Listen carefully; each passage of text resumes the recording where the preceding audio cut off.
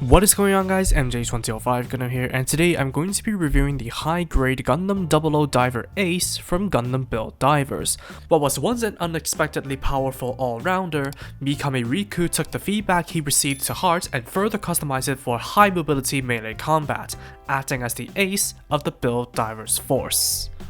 Now, with this kit being a combo of the high-grade Gundam 00 Diver and the high-grade Diver Ace unit with slight tweaks, this package comes with all the runners for both kits as well as an extra clear red runner, SP12 beams, and a new sticker sheet.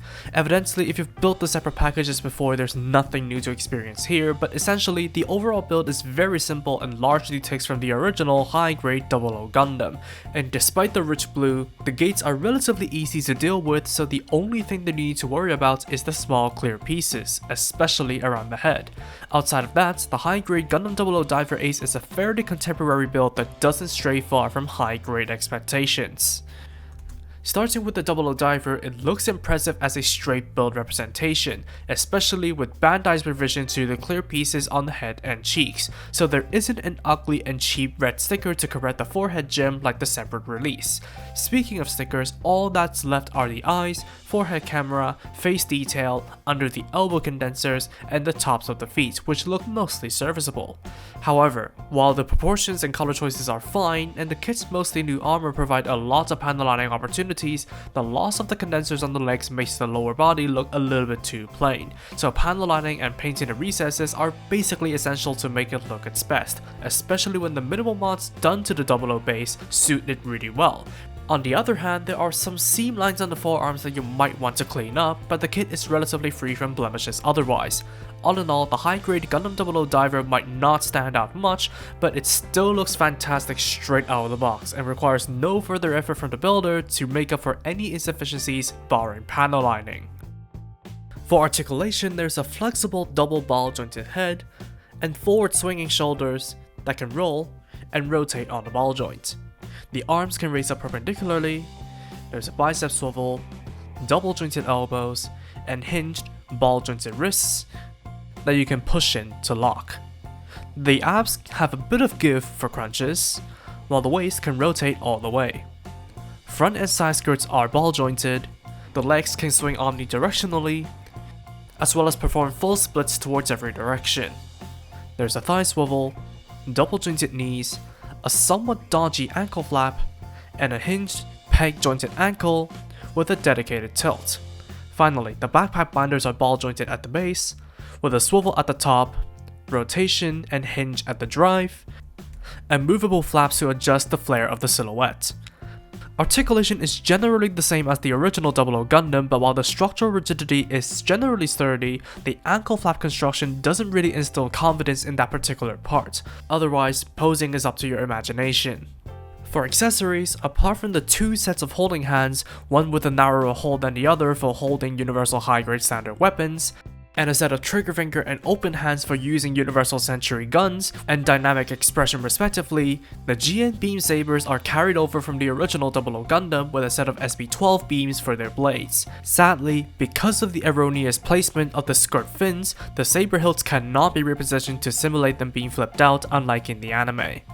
Another carryover weapon is the pair of GN Sword 2s. They have a sticker for the grey detail on the clear piece and can simply slide into the original holding hands for use as is for sword mode or flipped down for rifle mode. Sadly, due to this change for Riku's convenience, the solidity of the grip is at the mercy of the trigger, which isn't the best locking mechanism, while the trigger makes it too large to fit into the secondary holding hands. The GN Sword 2s can also be stored on the side skirts fairly securely when not in use. Now, moving on to what makes this kit an ace, the Diver Ace equipment, which includes the Diver Ace pack plugged into the backpack, new knee armor, flat GN drive covers to incorporate storage for the all-new swords, and two new sword blades for the GN Sword 2s. The result is the Gundam 00 Diver Ace, and with the extra blue accents, heavier armor, and a more bladed design, it definitely looks like a condensed combination of the 7 sword and riser configurations, and while the posability is largely maintained, the backpack might be a bit of a hindrance for rear placement, especially when the fuselage is inverted and extended on a dodgy clip connection, and the wings are opened up for explosive thrust power. despite the wing modules being on a ball joint. The new weapons start with the Super GN Sword 2s, which function largely the same as the original pair, but this time, the sword tip can be shot out to grapple onto enemies, with no wire included to demonstrate that feature. Thankfully, wires about 1.3mm in diameter can fill in for that function. As a bonus, the tips of the Super GN Sword 2s can be plugged onto the binders directly, which can serve as a great looking intermediary upgrade for the 00 Diver, with extra firepower and grappling functions to boot. The other pair of swords are the GN Diver swords, which can be removed from the binders for use in the hands. Apart from them bearing GN condenser functionality and a larger size, they function just like normal swords. Lastly, adapters are included for the Diver Ace unit to be plugged into other gunpla with either a double hole or single hole backpack connection for further customization. Conversely, the blue double-to-double adapters can also be used on the 00 Diver for it to mount any universal standard backpack as well. As for leftovers, apart from the new leftovers from the duplicate K runners, you get the original helmet, GN drives, chest, waist, leg, and rear knee armor pieces left over. While not quite enough to revert the 00 Diver back to the original, there is certainly enough here to mix and match.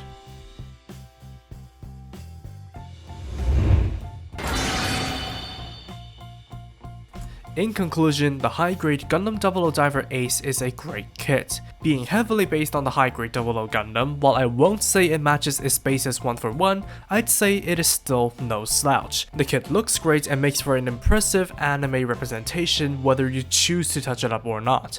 While the articulation is virtually unchanged from the original kit, and the different configurations, fully functional weapons, and the wealth of hands for customizing its loadout gives it a lot of possibilities for customization. Granted, the ankle armor and GN swords are frustrating to deal with, and the Diver Ace unit is a bit of a hindrance when it comes to movement, but the kit has more than enough to make up for it, and it's nothing a layer of matte topcoats can't fix for the former two. Besides that, the high-grade Gundam 00 Diver Ace serves as a great model kit package for builders of all walks in the hobby, and if you don't need the separate units for custom builds, this is the version of the 00 Diver Ace that you should get.